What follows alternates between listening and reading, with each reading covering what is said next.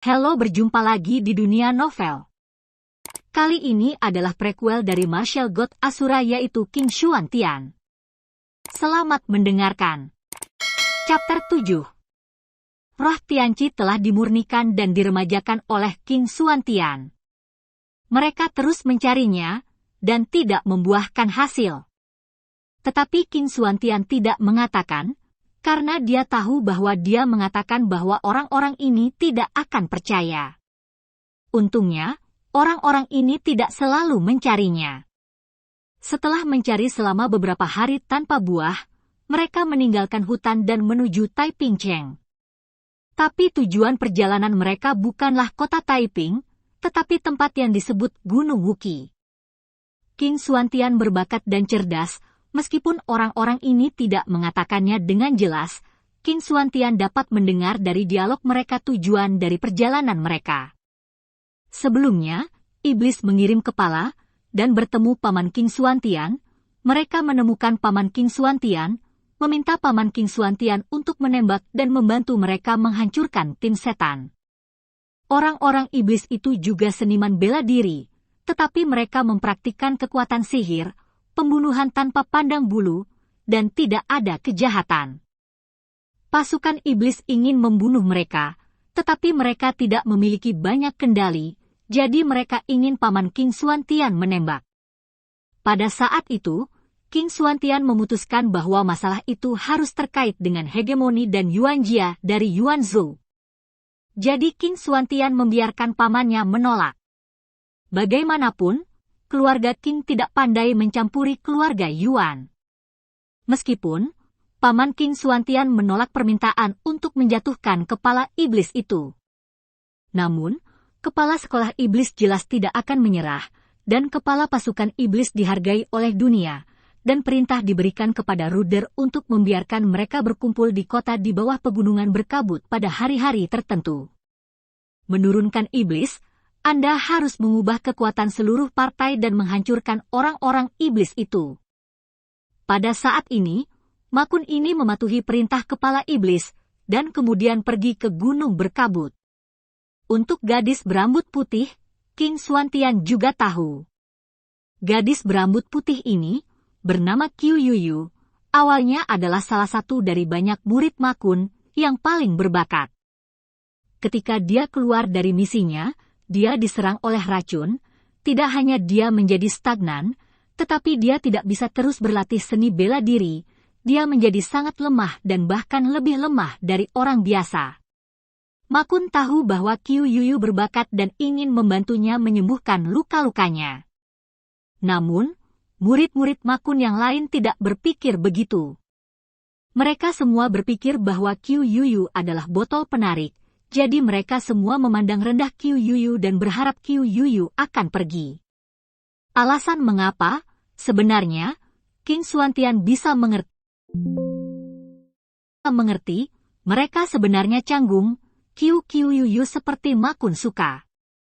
Pada saat yang sama, saya takut bahwa cedera Qiu Yuyu benar-benar membaik.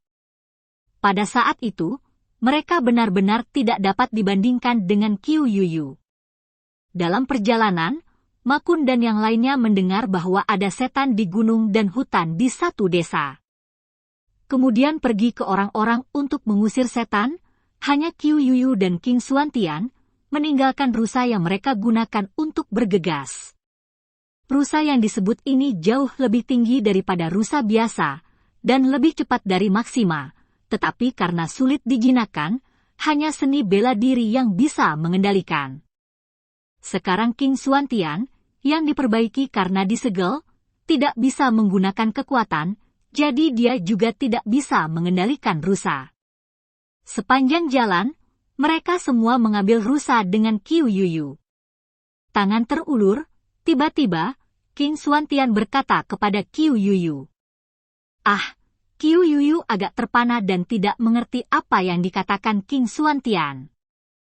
Kekuatanmu masih ada di sana, tetapi tubuhnya terlalu lemah, jadi kamu tidak bisa menggunakan seni bela diri, dan kamu tidak bisa melambaikan pedang prajurit. Cedera kamu seharusnya tidak berat. Coba kulihat, Mungkin kamu bisa menemukan cara untuk menyelamatkan, kata King Xuantian. Mendengarkan ini, mata kecil Qiu Yuyu pecah, lalu tersenyum di sudut mulutnya dan berkata, "Aku berkata adik, kau terlalu imut." Qiu Yuyu tidak percaya apa yang dikatakan King Xuantian. Tapi saat berikutnya, senyum manis Qiu Yuyu tiba-tiba mengeras. Karena penemuannya yang mengerikan, King Xuantian mengambil inisiatif untuk meraih pergelangan tangannya. Chapter 8. Kamu. Qiu Yuyu sangat terkejut, sepasang putaran yang indah. Namun, dia tidak membebaskan diri, tidak mengatakan apa-apa, tetapi hanya diam-diam menatap King Xuantian. Setelah beberapa saat, King Xuantian melepaskan tangan Qiu Yuyu dan berkata, "Racunmu sebenarnya sangat bagus, tapi itu hanya karena kekuatan eksternal tidak baik. Kamu perlu mengandalkan dirimu sendiri. Aku menyebutmu ujian, kamu menggunakan kekuatan untuk ditampilkan. Anda dapat menyebarkan racun di tubuh Anda." Melihat King Xuantian mengatakan bahwa dia mengatakan ini dengan serius, seolah-olah dia benar-benar dapat membantu dirinya untuk melakukan detoksifikasi, Qiu Yuyu tertawa lagi. Pada saat ini, dia juga berpikir bahwa King Xuantian, seorang anak, mungkin memiliki beberapa masalah di kepalanya. Namun, dia tidak membenci King Xuantian, tetapi merasa bahwa King Xuantian sangat imut. Tetapi pada saat ini, King Xuantian mengambil cabang dan kemudian membuat sketsa di tanah.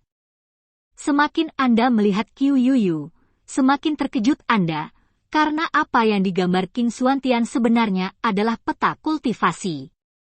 Sketsa King Xuantian sangat jelas, seperti seorang seniman bela diri seperti dia, bisa melihat sekilas. Pada saat ini, Qiu Yuyu mulai mengubah mata King Xuantian, karena dia merasa bahwa apa yang dibuat sketsa King Xuantian pada saat ini tidak seperti sesuatu yang secara bebas dibuat sketsa. "Kamu mencobanya?" King Xuantian berkata kepada Qiu Yuyu.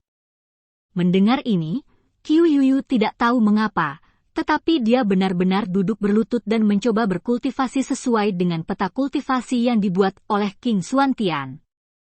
Setelah beberapa kultivasi, wajah Qiu Yuyu sangat gembira, dan kemudian berdiri dan bergegas ke King Xuantian, tetapi di depan King Xuantian, itu berhenti. "Bagaimana kamu belajar dari ini? Ya Tuhan, apakah kamu benar-benar seorang pemuda?" Pada saat ini, Qiu Yuyu percaya bahwa King Xuantian mengatakan sesuatu. Lagi pula, kecuali orang-orang Qingjia, dia tidak bisa memikirkan anak-anak yang keluar, jadi pada usia ini, mereka menguasai cara seperti itu.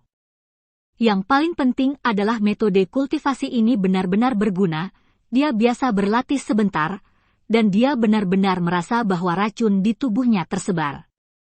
Jika dia sudah berlatih untuk waktu yang lama, racun dalam tubuhnya akan sepenuhnya hilang cepat atau lambat. Saat ini, Qiu Yuyu benar-benar bersemangat dan kaget, seperti gelombang besar di hati, dan sulit untuk tenang. "King Xuantianku tidak pernah berbohong," kata King Xuantian. "King Xuantian, apakah kamu dipanggil King Xuantian?" Qiu Yuyu memandang King Xuantian dan bertanya. Pada saat ini dia sudah percaya bahwa King Xuantian adalah hegemon Qingzhou, tuan muda keluarga Qing. Hanya untuk pertanyaan Qiu Yuyu ini, King Xuantian tidak memperhatikannya. "Maka saya tidak bisa memanggil nama Anda secara langsung. Jika Anda tidak keberatan, bisakah saya menghubungi Anda sedikit hari?"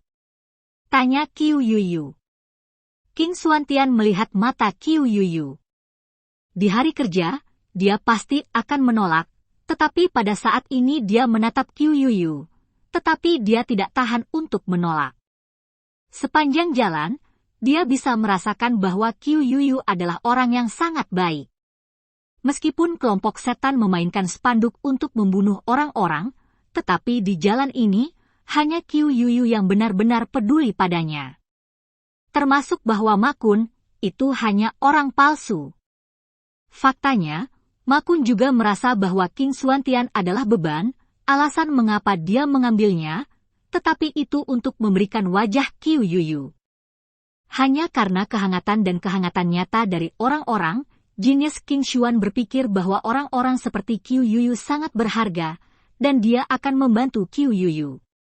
Ayo ikuti kamu. Pada akhirnya, King Xuantian berkata dengan samar, dia benar-benar setuju. Hai adik kecil, aku pikir kamu tidak bisa dikenali, lalu bagaimana kamu sampai ke hutan, keluargamu? Orang-orang sepertimu seharusnya memiliki perlindungan abadi yang nyata. Qiu Yuyu bertanya pada King Xuantian. Pada saat ini, dia penuh rasa ingin tahu tentang King Xuantian. Dapat juga dikatakan bahwa dia penuh rasa ingin tahu tentang keluarga King. Tidak ada yang namanya peri di dunia ini. Anda layak mendapatkannya. Saya adalah suku, tetapi mereka semua adalah seniman bela diri, kata King Xuantian. Seniman bela diri?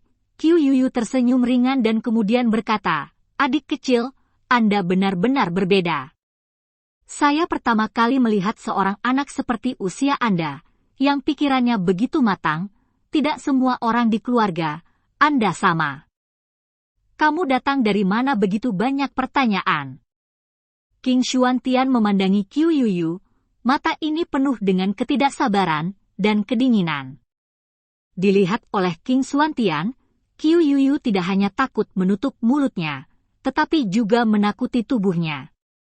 Mata King Xuantian begitu mengerikan sehingga mereka lebih ganas daripada monster paling mengerikan yang pernah dilihatnya. Dia belum pernah melihat tatapan mengerikan seperti itu. Jadi saat ini, dia benar-benar takut. King Xuantian juga menyadari hal ini, dan dia tidak tertarik. Jadi dia sedikit malu, dan dia sedikit mengubah nadanya. Dia berkata, jangan terlalu banyak bertanya tentang keluargaku, aku tidak suka itu. Oke. Qiu Yuyu mengangguk. Selain itu, saya menyarankan Anda untuk mengatakan, jangan pergi ke gunung berkabut, kata King Xuantian. Kenapa? Tanya Qiu Yuyu. Orang-orang di pegunungan berkabut tidak sesederhana yang Anda pikirkan. Jika Anda pergi dengan kekuatan Anda akan mati, kata King Xuantian. Kamu benar-benar tahu tentang gunung berkabut. Pada saat ini, wajah kecil Qiu Yuyu penuh warna kejutan. Chapter 9. Adik kecil, bagaimana kamu tahu iblis dari gunung berkabut? Setelah terkejut, penampilan Qiu Yuyu menjadi tegang dan bingung. Tujuan perjalanan ini, tetapi rahasia mereka, sekarang King Xuantian tahu, ini sangat buruk bagi mereka. Baru saja dinilai dari percakapanmu, beberapa hari yang lalu, kamu pergi ke kepala sekolah iblis, menemukan pamanku, meminta pamanku untuk menembak, untuk membantu kamu berurusan dengan orang-orang itu, dan pamanku menolak. Karena ini, sama sekali tidak sesederhana yang Anda pikirkan, kata King Xuantian. Ini tidak mudah, tidak sederhana, tanya Qiu Yuyu.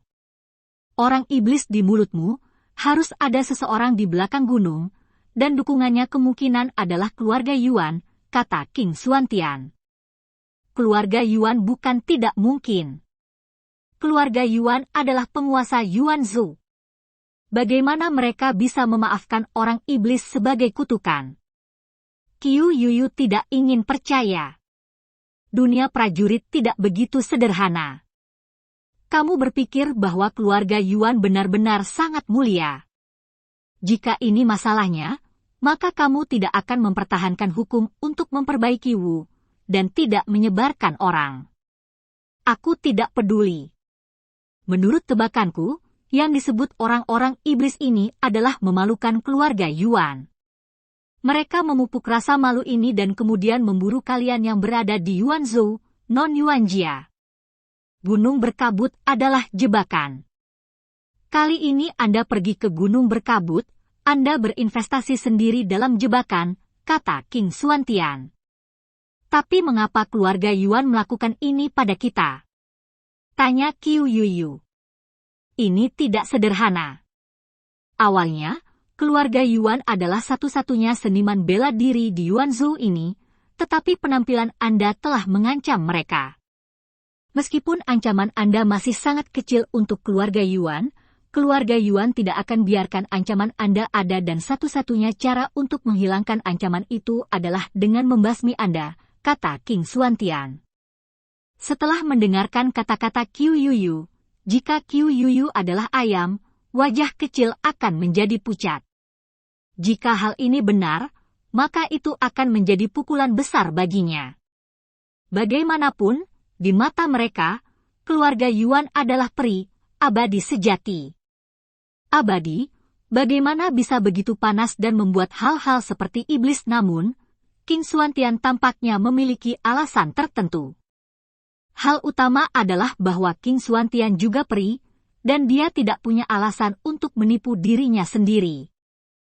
Percayalah padaku, jangan pergi, hal-hal lain, jangan memberitahu mereka dengan tuanmu, kata King Xuantian. Kenapa? Tanya Qiu Yuyu. Karena mereka tidak akan percaya dengan apa yang kamu katakan, mereka tidak akan percaya dengan apa yang aku katakan, kata King Xuantian. Pada saat ini, suasana hati Qiu Yuyu sangat rumit. Untuk sementara waktu, saya tidak tahu harus berbuat apa. Tidak lama kemudian, Ma Kun dan yang lainnya kembali. Sepanjang jalan, hati Qiu Yuyu sedang berjuang. Dia semakin yakin bahwa King Xuantian mengatakan itu benar, tetapi semakin dia percaya, semakin dia ingin mengatakannya. Karena dia tidak bisa melakukannya, biarkan tuannya menghormati dan pergi untuk mati bersama kakaknya. Namun, dia juga merasa bahwa King Xuantian mengatakan itu benar, tuannya sendiri tidak akan percaya dengan apa yang mereka katakan. Oleh karena itu, dia terjerat dan terjerat seharusnya tidak mengatakannya. Dan keterjeratan ini bahkan kusut selama 3 hari penuh. Pada saat ini, Ma Kun dan rombongannya berhenti di sebuah persimpangan, dengan 2 jalan di depan, satu mengarah ke gunung berkabut dan yang lainnya mengarah ke Taipingsheng. Anak-anak, kami hanya bisa mengirimmu ke sini, pergi untuk berkumpul kembali dengan keluargamu, Ma Kun berkata kepada King Xuantian. Jalan ke kota Taiping di sini masih jauh. Bisakah Anda membiarkannya mengirim saya perjalanan? Saya akan membayar banyak terima kasih ketika saya mendapatkannya. Biarkan dia mengembalikan hadiah itu. King Xuantian menunjuk ke Qiu Yuyu. Dia mengatakan ini, sebenarnya, dia ingin membawa Qiu Yuyu pergi, dan tidak ingin Qiu Yuyu pergi ke gunung berkabut untuk mati. Adapun kamu, kami masih harus membayar kami. Kamu benar-benar berpikir bahwa kamu adalah tuan muda. Namun, King Xuantian mengatakan ini, tetapi segera bertukar sarkasme dan ejekan para remaja dan remaja. Karena cemoohan mereka, King Xuantian telah lama terbiasa dengan hal itu, jadi dia tidak memperhatikannya, tetapi bertanya kepada Ma Kun lagi, bisa. Pada saat ini, Ma Kun terlihat sedikit berbeda.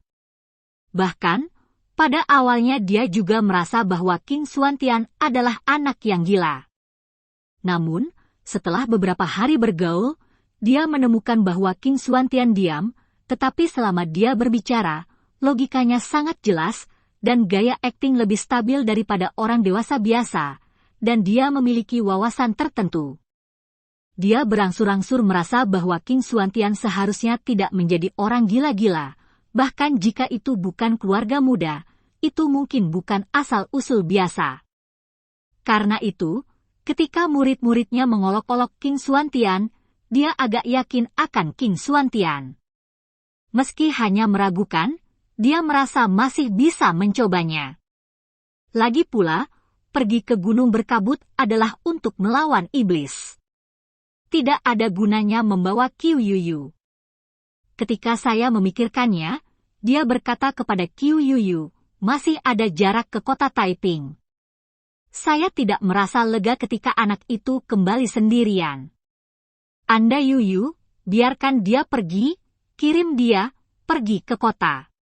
Sedang, kami baik-baik saja. Setelah kata-kata Ma Kun selesai, gadis-gadis muda sangat tidak puas dan melirik King Xuantian. Mereka tidak tahu perhitungan di benak Ma Kun, dan berpikir bahwa Ma Kun benar-benar bersimpati dengan King Xuantian. Tapi saat ini, Qiu Yuyu adalah tampilan yang bermartabat. Yuyu, apa yang kamu inginkan? Tanya Ma Kun. Setelah pembukaan Ma Kun, Qiu Yuyu masih tidak menjawab. Saat ini, Ma Kun memperparah nada panggilan. Yuyu, apa yang kamu katakan? Tuan menghormatimu. Yuyu, kamu tidak bisa datang. Pada saat ini, para murid Ma Kun tidak melakukannya, dan mereka akhirnya menangkapnya. Mereka yang menggertak perbuatan Qiu Yuyu semuanya berteriak pada Qiu Yuyu. Akhirnya, Qiu Yuyu mengangkat kepalanya dan menatap Ma Kun. Namun, setelah pembukaan Qiu Yuyu, semua orang seperti iblis, termasuk Ma Kun, mengubah wajah mereka. Karena Qiu Yuyu mengatakan sesuatu yang membuat mereka tak terduga.